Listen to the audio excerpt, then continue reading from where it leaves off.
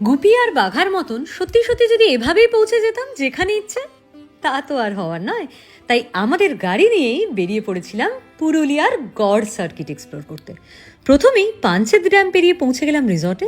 Lunch সেরেই বেরিয়ে পড়লাম বড়ন্তি পাহাড়ের কোলে লেকে এইরকম একটা সূর্যাস্ত দেখতে। তারপর দিনই সকাল সকাল জয়চণ্ডী পাহাড় পৌঁছে গেলাম, ঠিক যেখানে রয়বাবু শুটিং করেছিলেন হীরক রাজার দেশে। ওখান থেকেই মাত্র 19 কিলোমিটার পুরুলিয়ার গড়ের ধ্বংসাবশেষ, যা 90 এডির শেখর রাজবংশের গৌরবময় ইতিহাসের সাথে জড়িত। কত শত বছর পরেও টেরাকোটার কাজ এখনও উজ্জ্বল। পঞ্চরত্ন মন্দির ঘুরে দেখতে দেখতে মনে হলো আমাদের ট্রেডিশন আর কালচার কতই না সমৃদ্ধ ছিল। দেবস অ্যান্ড অভি এক্সপ্লোর করলো ঐতিহাসিক পুরুলিয়া, আর সেই সব ভিডিও এখন লাইভ আমাদের ইউটিউব চ্যানেলে। রিলেটেড ভিডিও দেখতে সাবস্ক্রাইব।